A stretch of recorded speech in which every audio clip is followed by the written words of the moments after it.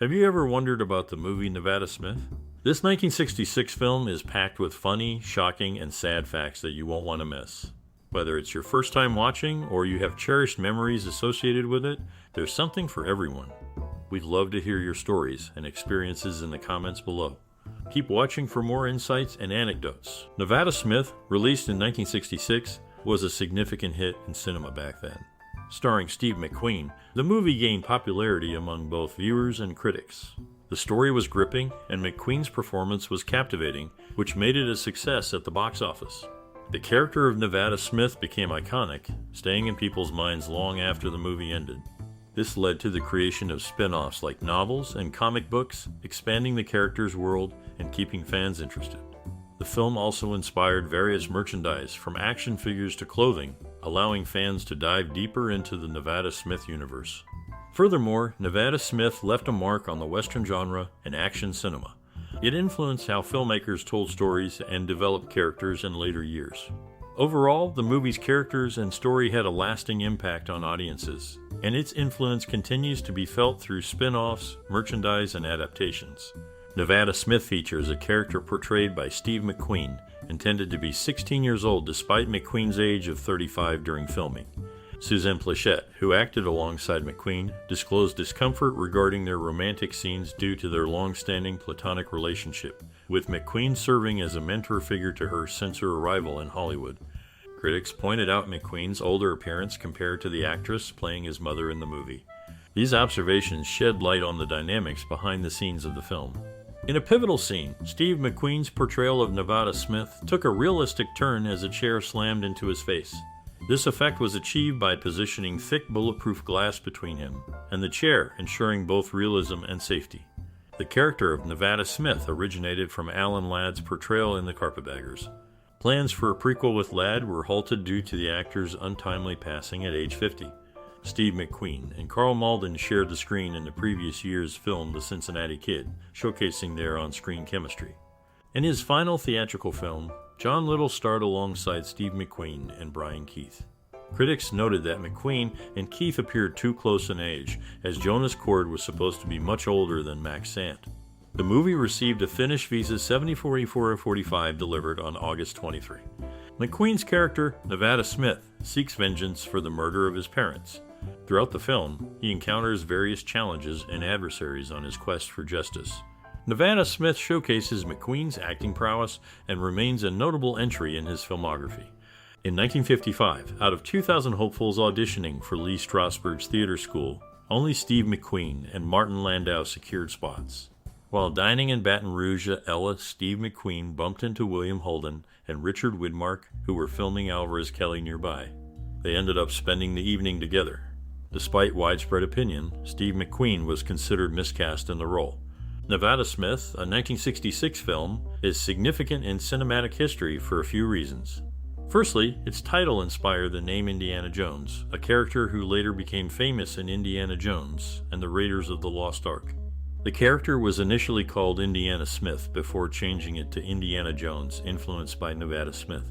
Secondly, out of 2,000 performers who auditioned for Lee Strasberg's Actors Studio in 1955, only 2 were accepted: Steve McQueen and Landau. Interestingly, Landau later starred alongside McQueen in the movie, marking a significant collaboration between them. Lastly, Nevada Smith is the final film of Ric Roman, adding historical significance to the movie. In summary, the film is notable not only for inspiring the name of a beloved cinematic character, but also for its connections to esteemed actors and its place in Ric Roman's filmography. In the film, Steve McQueen portrays a character who finds himself incarcerated in a prison surrounded by an impassable swamp. Interestingly, this isn't the only time McQueen played such a role. He later reprised a similar character in Papillon, released in 1973. Clint Walker was initially slated for a role in the movie, but plans changed before production began. Several cast members, including Brian Keith, Karl Malden, Martin Landau, and stuntman Jack Lilly, would reunite 13 years later for the film Meteor in 1979. Daniel McCauley, serving as an assistant director, worked on both films. Additionally, a few actors and a stuntwoman who appeared in Nevada Smith were also part of the cast of the Hallelujah Trail, released in 1965. In the 1966 film Nevada Smith, two actors, Martin Landau and McQueen, both alumni of Lee Strasberg's Actors Studio, shared the screen. In one intense scene, Steve McQueen's character Max faced danger when a fence collapsed during a fight with Landau's character Jessica. McQueen narrowly avoided being trampled by the stampeding cattle, with footage of him dodging the hooves added later. Steve McQueen's penchant for playing with props like a silver dollar added depth to his character in Nevada Smith. However, his habit of upstaging other actors by constantly fidgeting with props sometimes annoyed his co-stars, including Yul Brynner. Brynner, who had acted alongside McQueen in The Magnificent Seven, found McQueen's constant prop play distracting.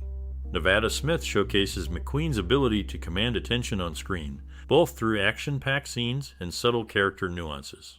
Despite the challenges faced during filming, the movie remains a testament to McQueen's skill as an actor.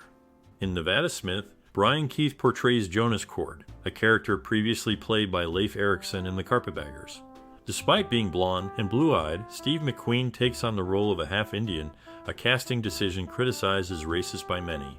Interestingly, McQueen, who portrays Nevada Smith, is only 8 years younger than Gene Evans, who depicts his father.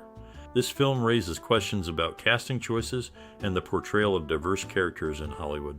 Such decisions can often spark debates about authenticity and representation, especially when it comes to ethnic or cultural backgrounds.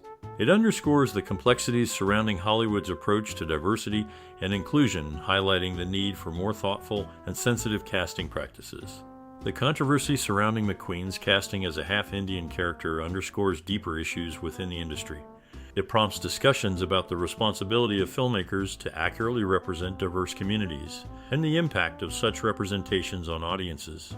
These discussions are essential for driving positive change and fostering greater understanding and acceptance in the entertainment industry. Thus, Nevada Smith serves as not just a film, but also a reflection of broader societal conversations about identity and representation in media. In Nevada Smith, Suzanne Plechette's character doesn't appear until the 72-minute mark. Strother Martin, who plays a character named Strother, is seen in a bathtub while cowboys prepare. The scene of cattle being driven through the railroad yard in Abilene was filmed at the Laws Railroad Museum near Bishop, CA. In this scene, the Sierra Mountain Range is visible to the west, although there are no mountains near Abilene. Nevada Smith provides an interesting mix of character introductions and realistic filming locations, offering viewers a unique perspective on the Western genre.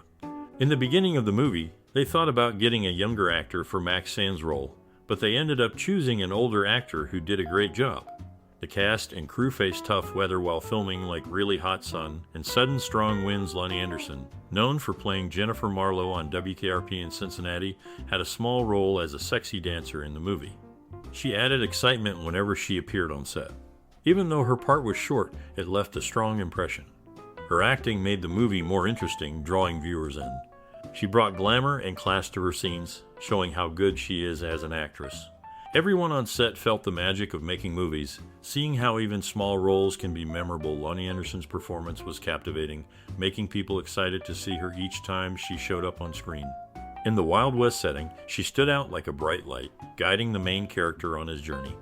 When the movie ended, her name reminded everyone of the amazing talent she brought to the screen. It was a performance people would always remember.